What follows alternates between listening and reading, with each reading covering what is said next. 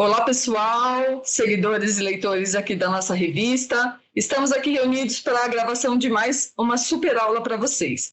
Hoje o nosso tema é sobre urocultura e toda a sua relevância clínica. E temos aqui hoje a professora Janaína Rodrigues de Souza, que é bióloga, especializada e graduada em microbiologia avançada e gestão da qualidade.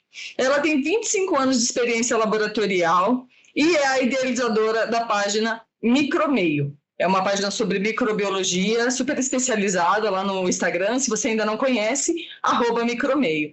A professora Janaína vai falar um pouco mais para nós também sobre este perfil. E Jana, nós gostaríamos de Jana, porque ela é parceira nossa de longa data aqui da NewsLab, já colaborou com outros eventos. E, novamente, nós agradecemos a sua participação, a disponibilização do seu tempo aqui para ensinar um pouco mais, um pouquinho do que você sabe sobre urocultura. Eu espero que vocês aproveitem essa aula. Janaína, a palavra está com você. Muito obrigada. Obrigada, eu que agradeço o convite da revista. É sempre um prazer poder trabalhar junto com vocês, né? Divulgar o trabalho de relevância que vocês têm, né, em relação à revista, ao conhecimento científico. O Micromeio tem isso, né? A gente tem a página, foi idealizada também com esse propósito, e é sempre um prazer fazer essa parceria. Como a Luciene falou, eu tenho 25 anos de profissão, né? Na verdade, eu me formei como técnica de patologia clínica e daí eu não parei mais. Quer dizer, lá aos 17 anos e comecei já inserida em laboratório, não sei trabalhar em outra coisa, nunca trabalhei fora de laboratório. Então, assim, a minha vida foi dentro de um laboratório. Tanto clínico, tive a oportunidade de passar um pouco na microbiologia industrial, na microbiologia de pesquisa, com virologia. Então, assim, eu venho trazer para vocês hoje o assunto de urocultura. A urocultura é um dos exames que mais assim, entra, né? A gente tem material dentro de um laboratório clínico. E eu vou trazer para vocês, na verdade, o propósito da aula, trazer um pouco dessa o que acontece ali no laboratório, né? Trazer um pouquinho para vocês do dia a dia desse exame que tem uma relevância clínica. Podemos começar? Podemos, então vamos lá. A gente precisa falar, quando a gente fala em urinocultura, do sistema urinário, né? De conhecer esse conjunto de órgãos que tem essa função que é excretora, reguladora e endócrina. Tamanha a importância desse exame, tanto nas funções bioquímicas, né? Quanto de sedimentos, quanto na microbiologia. Então, é um dos exames mais solicitados dentro de um laboratório, como eu falei, após o sistema respiratório. E a gente tem aí algumas coisas que a gente precisa, antes de começar a palestra, observar que a anatomia, né, na mulher, que a bexiga ali fica próxima, é mais baixa, né, fica próxima ali à uretra, a extensão, né, da uretra no homem junto à bexiga, e isso é importante a gente observar para a gente verificar nos próximos assuntos que a gente vai abordar, né? Nosso material de análise, né, é a urina.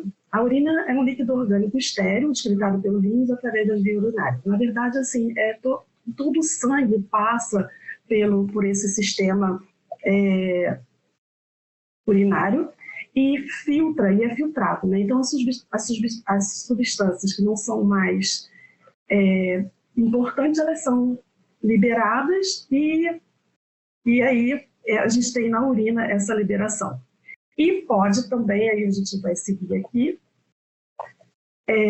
causar infecção, né, na urinária, que a gente vai falar hoje bastante sobre infecção urinária, que é relacionada à microbiologia, que é a nossa proposta de aula. A infecção urinária, ela pode ter ali presença de bactérias, né? E essa infecção, ela pode ser baixa, que aí a gente volta lá naquela anatomia, ou alta, dando algumas denominações. Eu não vou me prender muito a esses conceitos para a gente ir para a parte dos exames, tá? Então a gente sabe que tem a altas, que aí é parênquima renal, ureteres, e as baixas. Ela pode ser ascendente e descendente também, tá? O que seria isso? O ascendente seria a parte do parênquima, a parte da infecção dessas vias altas e a baixa descendente. E aí a gente tem também os fatores de predisposição. Quais são os fatores? A gravidez, pacientes diabéticos, a higiene inadequada, né, do órgão que tem ali próximo à uretra, mulheres sexualmente ativas, crianças, pela dificuldade, enfim, né, de asepsia, obstrução urinária e doenças neurológicas, que são os pacientes acamados. A doença neurológica também, o paciente, como ele fica muito tempo acamado e ele tem uma disfunção, né, de alguns órgãos, dificulta e aí retém a urina, muitas das vezes, na bexiga, o que pode causar ali uma infecção. Quando a gente diz também, né, que a gente não prenda a urina, isso pode causar uma predisposição a uma infecção, tudo mais também por conta disso, né? E se eu estiver rápido, vocês me falam, tá, Luciene? Mas a gente, nesse primeiro momento, a gente vai seguindo assim um pouco mais do mesmo. O exame de urocultura permite uma investigação microbiológica da infecção urinária, como a gente disse, né? E o que compreende isso? A gente tem a bacteriúria, né, que seria por infecções sintomáticas, então aquela que tem os sintomas, ardência, o odor na hora de urinar, a dor na hora de urinar, o odor forte, um volume menor de urina, né? A gente começa a ter ir várias vezes ao banheiro, mas com um volume menor da urina. E aí a gente tem esses sintomas que o médico vai pensar em solicitar um exame de urocultura pensando numa bacteriúria. Mas também a gente tem infecções assintomáticas, onde o paciente não tem nenhum tipo de sintoma e ele, quando faz o exame, né, por alguma razão, ou normalmente grávidas se enquadram muito nesse caso, alguns idosos, normalmente grávidas. E quando vai verificar, ela está com uma bacteriúria, que significa maior que 100 mil colônias, tá, gente? E aí tem ali acima de 100 mil, e aí o médico, eu botei aqui, tratar ou não, né? Isso é muito relativo na avaliação médica, tá? Por conta desse uso indiscriminado de antibiótico, porque muitas das vezes a infecção assintomática, ela pode, por si só, ser passageira, vamos dizer assim, né? O médico faz ali uma intervenção de maior quantidade de líquidos para tomar, enfim, e aquilo passa, mas é preciso ser acompanhado essa paciente. Aí a gente entra no laboratório, né? Porque um médico sempre, a gente percebe no laboratório que vem sempre o EAS e a urocultura. Como eu falei, o EAS tem o elementos anormais de sedimentação, e nos elementos anormais a gente tem toda a parte de metabolismo do corpo, né, que a gente pode dizer assim. Então ali tem glicose, tem ureia, tem toda a parte bioquímica. O sedimento a gente verifica se tem piúria, se tem propensão a cálculos, cristais, vamos dizer, cilindros, alguns elementos de sedimento que dão para o médico a ideia do que está acontecendo ali, assim como também a infecção, que pode ser bactéria, presença de bactéria ou não nessa urina, nesse sedimento, piúria, hematúria e nitrito na parte de elementos anormais. Algumas bactérias, elas metabolizam, né, nitrato para nitrito. E quando a gente tem um nitrito positivo, há uma suspeita de uma infecção por bactéria. E a gente precisa verificar. A suspeita por quê? Porque a gente vai ter que verificar toda a análise de crescimento quantitativo dessa bactéria na placa e tudo mais. E aí ele pede isso, ele tem um resultado mais rápido, né, de um EAS, ele já tem uma visão e pede a urocultura. Qual a importância, né? Aí a gente entra já no exame, né, do pré-analítico, né, desse exame de urocultura. A gente tem uma solicitação médica, né, claro, que precisa ter avaliação ali. A gente tem orientação desse paciente para fazer coleta, que entra a asepsia. Normalmente o laboratório passa esse procedimento para o paciente, quando a urina pode ser coletada pelo próprio paciente. A gente tem uma importância do transporte, qual é o recipiente que a gente vai colocar, armazenar, colocar e armazenar, né, o tempo de ida para o laboratório. Então, o recipiente precisa ser estéril, o armazenamento é importante que tenha a hora, a gente vai falar um pouquinho disso para frente também. E a identificação da amostra, que é colocar se essa urina é primeiro, segundo jato, e também horário, e dizer qual o paciente, né, o nome do paciente, os dados do paciente. Asepsia, higiene local, a coleta, volume, a gente vai deixar um pouquinho esses itens que a gente colocou, a coleta até 2 ml para a cultura, tá? Mas às vezes pode ser menos que isso, a gente encontra na prática do laboratório, às vezes fica uma dificuldade muito grande de coletar 2 ml, e na cultura a gente usa uma alça de 10 a 3, então assim, um pouquinho de volume já dá para fazer, mas a gente pede normalmente 2 ml, e sendo junto à solicitação de IAS, 10 ml. O recipiente, a gente tem um frasco, né, que é, como eu falei, estéreo, um saco coletor, no caso de crianças, ou são muito raras, às vezes, para idoso, muito raro, tá? Normalmente é utilizado para criança. E aí a gente tem as amostras, né? Os diferentes tipos de amostra de urinocultura. A gente tem, normalmente, a maior parte das urinas que chegam no laboratório são jato médio, que é aquela urina que a gente conhece, né? Que o paciente despreza aquele pouquinho e coleta o restante. Caso o paciente esteja numa emergência e tenha a suspeita de uma infecção, ele pode aí reter uma urina de 2 horas e fazer a coleta para verificar. É importante que não se beba muita água nesse momento para que não tenha uma diluição, né? Mas isso a gente dá essas instruções para o paciente quando ele está numa emergência. E a urina de qualquer jato, a amostra procurada com auxílio de saco coletor, desculpem aqui para crianças, né? Saiu um erro aqui na escrita, e adultos que não retêm a urina. Esses são aqueles casos de que tem incontinência urinária, né? E precisa fazer uma cultura, e aí você tem que botar um saco, né? Ele não consegue segurar, né, a urina para fazer ali dentro do saco, do recipiente. A gente tem uma urina de primeiro jato. A urina de primeiro jato, ela normalmente é coletada em homens, substituindo uma secreção de uretra. Então, alguma questão, na verdade, de suspeita de doença venérea, ou alguma questão que pode ali ter alguma implicação nesse órgão genital masculino.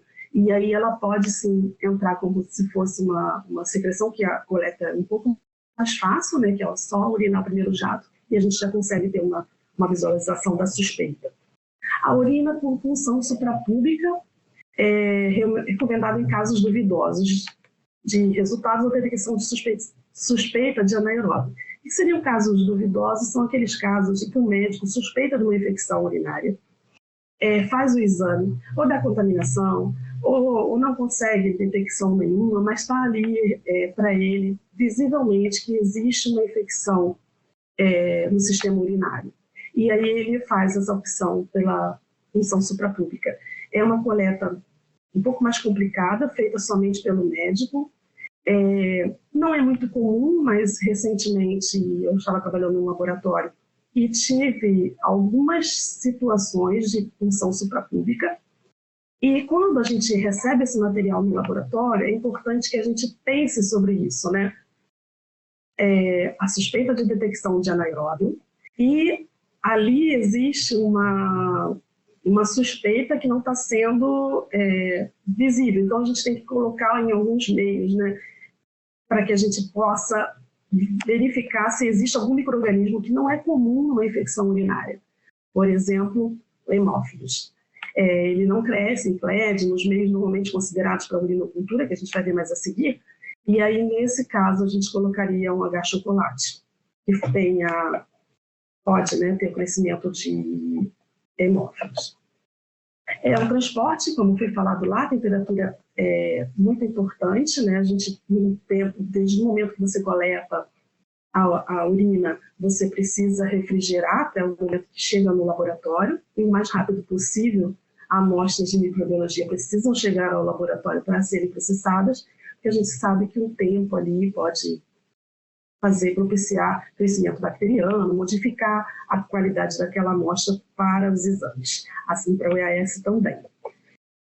Aí, como eu falei anteriormente, né, o dado dos pacientes, isso aqui eu coloquei bastante forte, porque a gente tem no dia a dia do laboratório, às vezes uma dificuldade dessas informações, né? Se a paciente é grávida, que é importante, se está em uso ou não de antibiótico, e o contato tanto do paciente quanto do médico que fez a solicitação. Se algo tiver dúvida para a gente na hora de fazer aquela análise, que a gente não está diante do paciente, a gente ter esse contato médico mais fácil, né? Então, isso é importante. Existem alguns exames que correlacionam, a gente falou um pouquinho do EAS, né, com a urinocultura, mas agora a gente vai colocar isso de forma que a gente faz a avaliação de uma urinocultura por alguns testes dentro do laboratório, né? O GRAM e o sedimento urinário, como eu falei, né? No sedimento urinário a gente vê piúria, a gente vê bacteriúria, caso tenha esses elementos no sedimento. E aí a gente faz uma avaliação na hora de fazer a leitura, considerando alguns resultados desses testes, tá? O GRAM, normalmente o médico pede menos, mas às vezes pede quando ele quer entrar numa terapia mais rápida, porque o GRAM, ele dá para a gente a diferença, né, de bactérias GRAM positivas e GRAM negativas. E também da morfologia.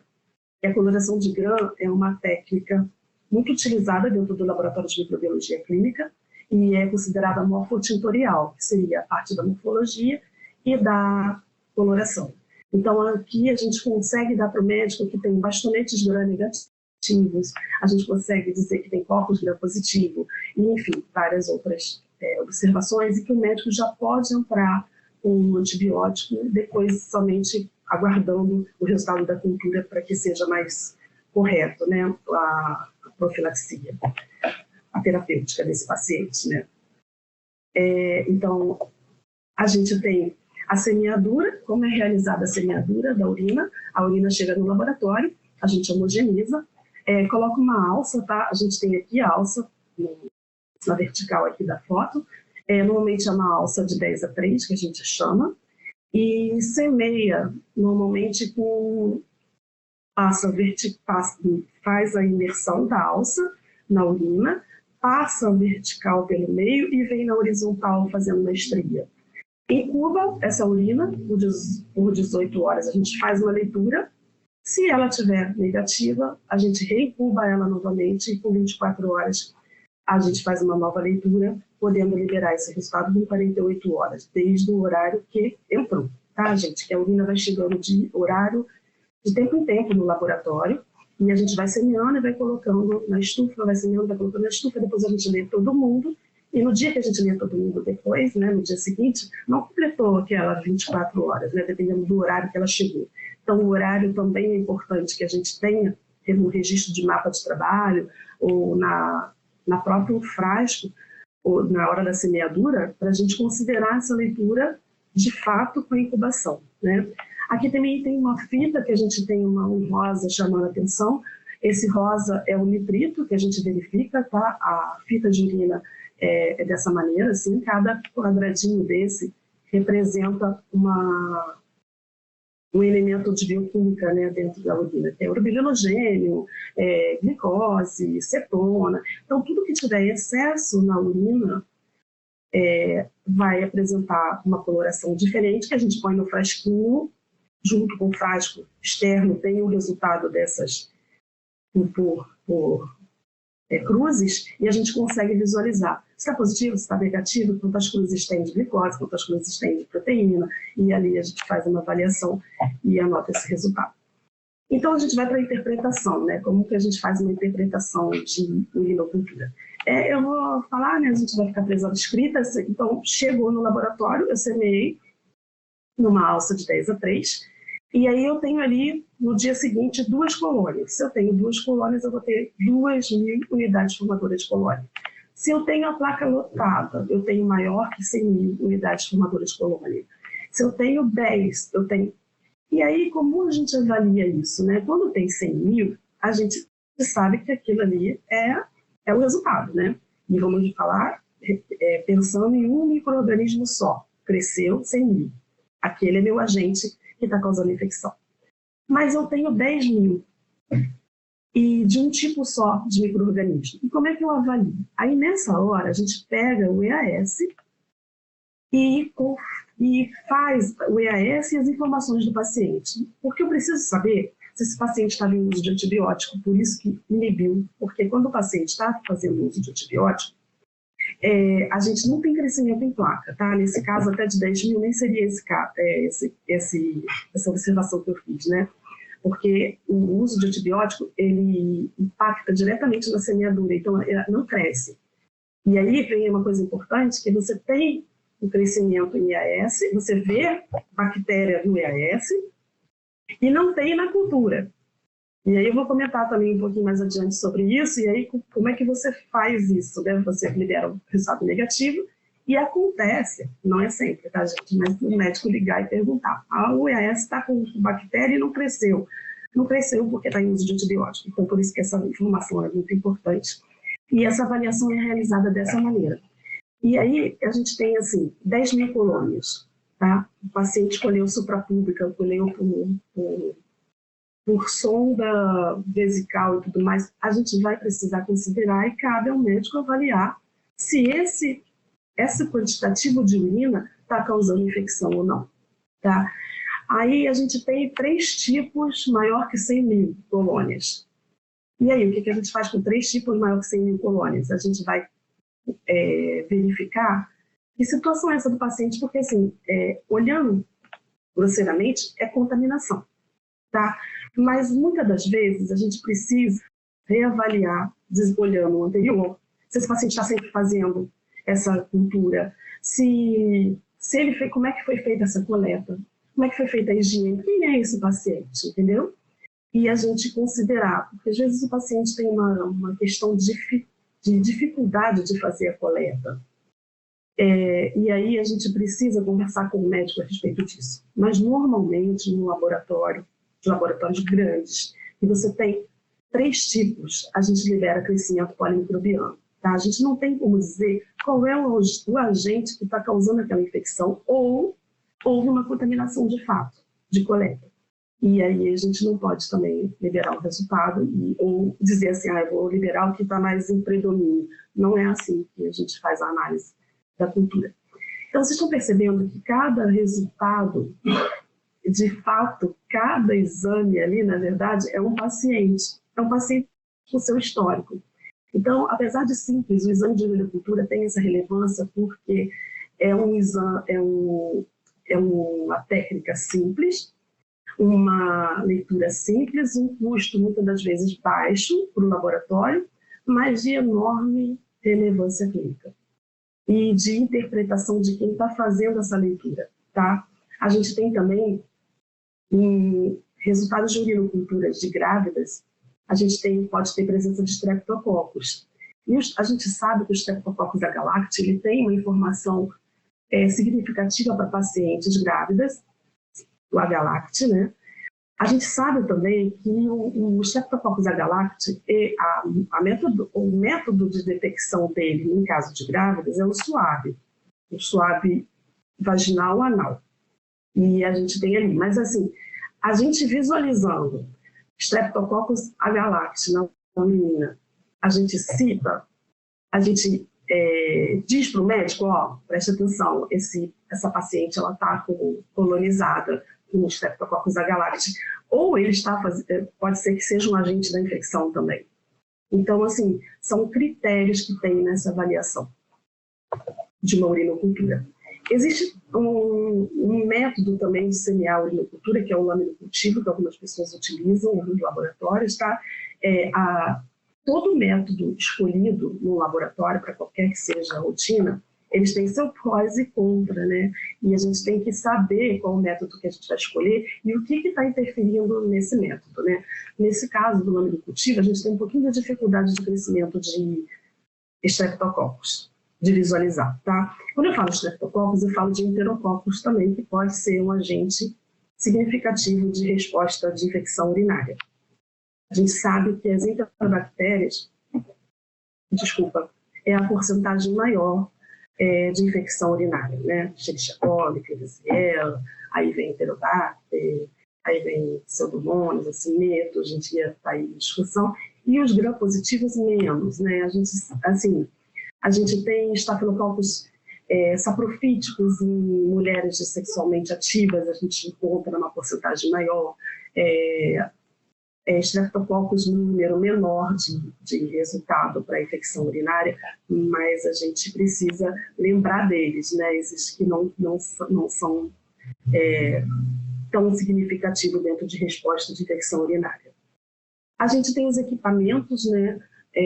Aí entra o custo-benefício para o laboratório, de qual a escolha, né? O quantitativo de urina, para vocês terem uma ideia, eu trabalhei no laboratório de grande porte, e a gente tinha, na época que eu saí, já tem uns anos atrás, era 5.000 urinas por dia para serem analisadas. Então, isso hoje na microbiologia, cada vez mais, a gente quer um resultado rápido, a gente precisa otimizar a rotina de trabalho, e aí esses equipamentos vêm, né, para a gente dar esse benefício que hoje a ciência exige, né? E a microbiologia está acompanhando aí a tecnologia de forma a acompanhar o crescimento bacteriano, né? Que eu costumo dizer que as bactérias, elas estão além da tecnologia, né? Cada vez que a gente consegue um equipamento, elas vão lá, se superam e ficam desafiando, né, a tecnologia para cada vez mais a gente ter uma resposta rápida. Então, aqui eu tenho o Malditoff, tem o Viper, tem a Microwave, tem vários outros equipamentos que a gente pode colocar na rotina em benefício de tempo, de custo, uma série de fatores. Os meios de escolha para a cultura de cada laboratório, tá? O CLED é um meio de cultura com custo baixo, mas tem suas implicações em relação... Ele é um meio que ele consegue, por baixa de eletrólitos, né, com H-cisteína de eletrólitos, ele inibe o crescimento do proteus. O proteus é uma bactéria que ela tem um swarm, que a gente chama swarm mesmo, e ela crescida, ela atrapalha o crescimento das outras bactérias, né, porque a gente não consegue isolar, tem um isolamento. Porque, mesmo a gente tentando isolar, o proteus vem junto, esse swarm fica pelo meio, né? Então tem uma dificuldade que o CLED ajuda nisso, e tem a questão da lactose, né? Bactérias de lactose positiva, lactose negativa, isso já dá uma resposta para o médico. Então tem benefícios e não também. O Streptococcus tem um crescimento bom no CLED, os estáfilos, enfim, os gram-positivos. A gente tem os meios cromogênicos que utilizam substratos enzimáticos para verificar, dar uma resposta mais rápida ainda, né? No cromogênico, a gente consegue dizer presuntivo o que é a bactéria para o médico, né? Então, eu tenho, a partir do crescimento, eu digo para ele, é uma suspeita de Escherichia coli, porque aí a gente tem sempre aqui, mesmo nos meios cromogênicos, fazer as confirmações através de equipamento, através de outras provas. E aí a gente tem essa rapidez de resultado, né? É uma suspeita de Klebsiella, uma suspeita de saprofítico. A gente quase consegue afirmar, né? Muitas das vezes a gente até fala, né? Quase 99% de certeza que é uma Escherichia coli, porque a gente tem uma boa... Mas ainda é um custo alto, dependendo do laboratório, né? Entra aquele custo-benefício de rotina, de tamanho de rotina, de tempo. E também ele reduz o tempo, né, de crescimento, porque você tem, logo nas primeiras 24 horas, esse crescimento. O CLED também, tá, gente? Assim, o CLED também tem uma boa resposta nas primeiras 24 horas, embora tenha um grande grupo de bactérias são lactose positiva e outras lactose negativa, então você não consegue dizer muito para o médico o que é, mas assim, no meio cromogênico a gente já tem essa resposta mais rápida. Alguns laboratórios usam o MACONC e o H-sangue, tá? Juntos, né? Porque a gente sabe que o MACONC ele inibe o crescimento bactérias gram-positivas, e aí você tem só gram-negativo crescendo, e no H-sangue você cresce tanto as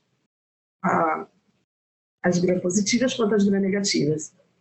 Você consegue ali no H-sangue visualizar os estreptos e os espátulos que não cresceram numa conque. Lembrando que se uma rotina de urinocultura, a gente sabe que a maior parte das infecções são causadas por enterobactérias gram-negativas, que são bactérias gram-negativas, uma conque é uma boa resposta, porque ele vai ter crescimento também rápido e ele também dá a questão da lactose no meio, apresentando para a gente quem possa ser essa bactéria. O método de identificação bacteriana, um laboratório que é menor, que não possui um custo que possa ser padronizado, vamos dizer assim, por equipamentos grandes, enfim, de diagnóstico, a gente tem as provas manuais, que tem também uma boa resposta. Eu costumo dizer que todo laboratório, não importa um laboratório que usa uma tecnologia avançada, um laboratório de pequeno porte, uma técnica bem realizada vai ser boa, né? Vamos dizer assim, vai ter uma resposta correta. Não adianta a gente ter um laboratório com uma tecnologia de ponta e, por exemplo, a gente coloca ali para identificação, no Malditoff, uma bactéria sobreposta a outra. Eu vou ter um resultado que não é de acordo com aquele exame que eu estou fazendo, e por uma questão de mau uso. Então, a gente tem sempre que lembrar que o laboratório de microbiologia, de uma forma geral, não só para a urinocultura, a gente tem que ter essa responsabilidade técnica na hora de processar. Então, isso inclui os laboratórios menores que têm as provas bioquímicas para chegar a uma conclusão e que chegam, muitas das vezes, a uma conclusão necessária para o diagnóstico desse paciente, desse diagnóstico infeccioso. Talvez em alguns grupos de bactérias não chegue à espécie, mas chega no gênero e que já dá uma resposta para o médico. A gente tem alguns agentes etiológicos de infecção de trato urinário que são solicitados culturas separadamente, e aí eu coloquei aqui em destaque que no caso da Mycobacterium tuberculosis, a tuberculose ela pode ser extrapulmonar, acontece nesse caso de ter uma infecção no trato urinário, e aí você tem uma coleta normalmente diferente, né? Você coleta toda a urina da manhã e você faz em tempos para você, de fato, porque o Mycobacterium já é um micro-organismo um pouco difícil, muitas das vezes até de visualizar no BAR, uma prova de escarro, e você tem na urina menos ainda, mas ainda assim você pode conseguir visualizar através dessa repetição, né? E hoje a gente sabe que os diagnósticos de biologia molecular para biologia molecular resolvem muito isso, né? Porque quando você tem uma quantidade muito pequena de micro-organismo, na detecção molecular você consegue visualizar. Então já tem testes recentes aí acompanhando, que é o que eu falei, a gente vai acompanhando essa dificuldade de identificação e dessa complexidade que as bactérias vêm tomando, né, para a gente conseguir acompanhar. O hemófilo foi o que eu comentei com vocês, aconteceu no laboratório que eu trabalhava, uma paciente que tinha uma dificuldade de detectar uma infecção que estava ocorrendo repetidamente, e foi pensado em fazer a semeadura no H-chocolate e cresceu. Principalmente paciente menor que 2 anos, né? Pacientes que tiveram contato ali no nascimento, que já tem alguma questão, podem ter como agente o Haemophilus influenza. Essa taxa é pequena, mas a gente precisa ficar atento. Então, vamos pensar juntos, são aquelas considerações que eu coloquei para vocês, né? Que eu tenho uma cultura com crescimento de 3 micro-organismos, com contagem acima de 10 a 3. Mas ao consultar os dados do paciente, verifico que tem 2 anos, o que pode ter acontecido. 2 anos de idade, o paciente, quando é criança, o saco coletor é muito incômodo, né? A mãe fica ali, muitas das vezes, tentando ver que momento vai fazer a urina. Às vezes coloca, a urina vaza, às vezes, né? E aí acaba se tornando uma saga, né? Fazer uma coleta de urina de uma criança.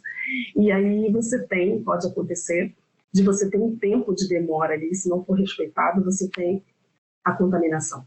E aí, com esses 3 tipos, a gente precisa considerar que possa ser um contaminante e solicitar uma nova amostra. A solicitação de nova amostra, só para comentar com vocês, muitas das vezes é um problema, porque muitas das vezes o médico ele pede a urinocultura e entra com uma medicação de alívio, porque a gente sabe que a infecção urinária, quer dizer, não sei se todos já tiveram, espero que não, e que façam a prevenção, mas é uma dor muito intensa, né, a urinar. Então o médico faz um alívio até sair o resultado. Então, quando vai fazer uma nova coleta, muitas das vezes não vai ter mais a resposta que a gente gostaria, né, que o médico gostaria, do agente que de fato esteja causando, ou ela vai dar negativa. E é um resultado falso, negativo, vamos dizer assim, né, por conta do uso do antibiótico. Então, vamos para outro item, que avalia uma cultura que possui resultado negativo, mas no IAS possui piúria e bacteriúria, o que pensa? Nesse caso é o que a gente mencionou, que é a questão do antibiótico. Tá? A gente vai visualizar a piúria, a gente vai visualizar a bacteriúria, e quando a gente semear, a gente vai verificar que não teve crescimento. E a gente, muitas das vezes, coloca no laudo, tá?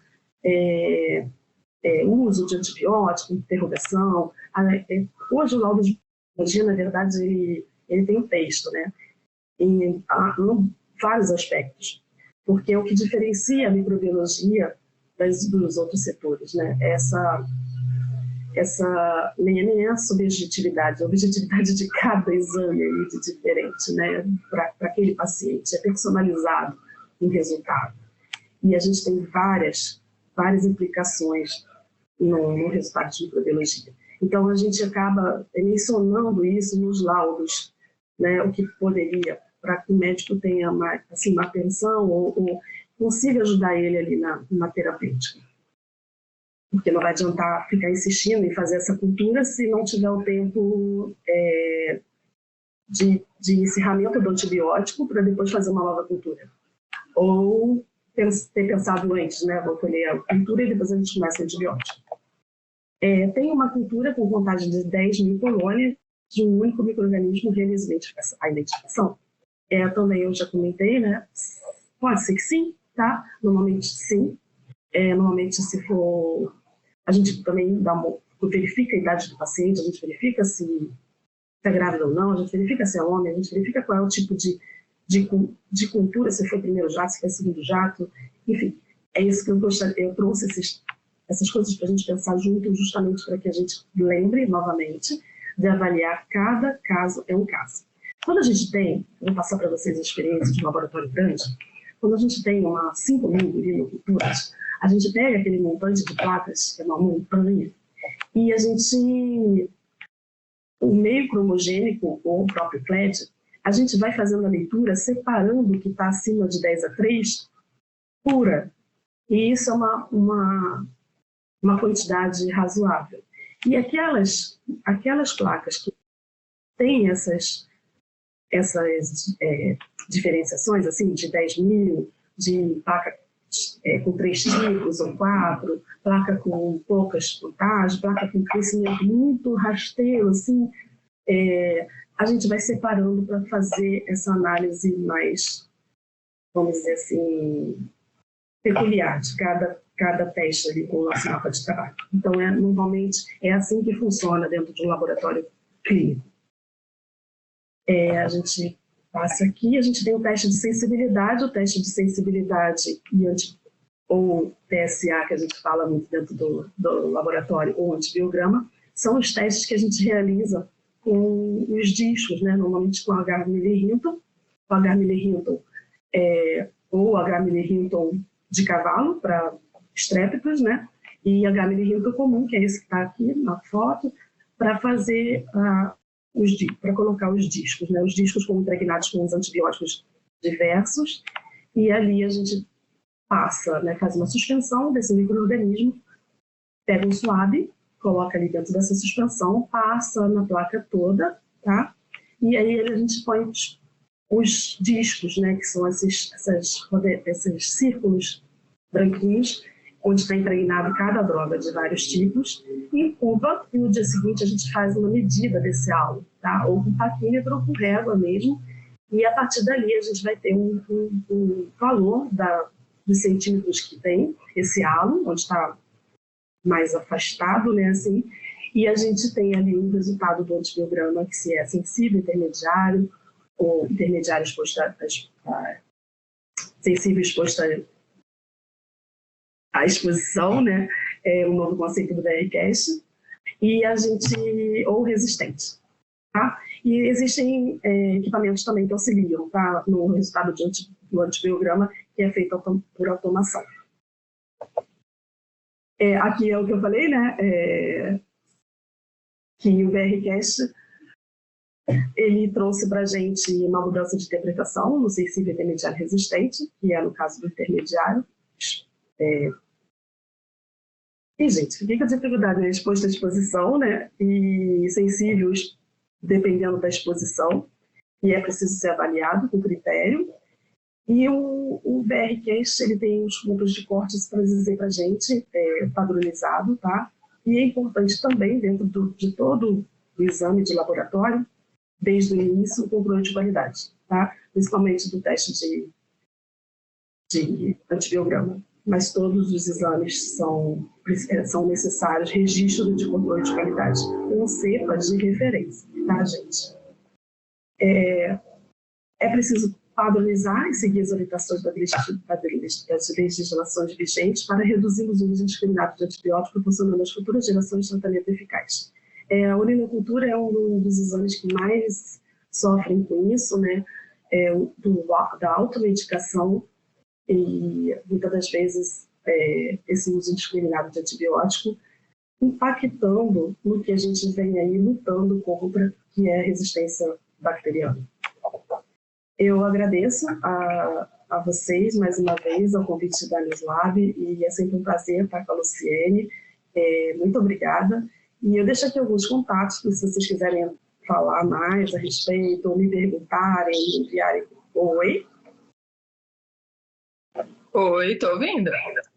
Me fazerem pergunta, contactar o Instagram, o micromail, lá eu estou sempre respondendo. A gente também tem um canal de WhatsApp, se vocês quiserem entrar, e eu estou à disposição de vocês. O resultado de urinocultura, só para falar, os anos de urinocultura, a gente ainda tem na verdade, assim, uma sequência aí, né, para ser falada. Vocês veem que é um exame simples e de relevância clínica por causa disso, porque ainda tem a interpretação desse antibiograma, né, e que hoje tem um impacto muito grande por causa da resistência bacteriana. Mas muito obrigada, tá, pelo convite, amei participar, falar de microbiologia, um prazer sempre. Então já vamos deixar engatilhado aí uma segunda aula para você terminar de contar tudo isso para a gente, que também vai ser só mais um pouquinho de tudo que você sabe. E quem tem a agradecer mais uma vez é a revista Newslab, em nome de todos os seguidores e leitores e de todos aqueles que aproveitaram essa aula ao máximo. Muito obrigado pelo seu tempo, tá bom? Pela sua aula maravilhosa. Imagina, e, pessoal, em breve essa aula estará disponível para vocês no nosso canal no YouTube. Você ainda não está inscrito? Corre lá. Tchau, Jana. Obrigada. Tchau. Abraço. Tchau.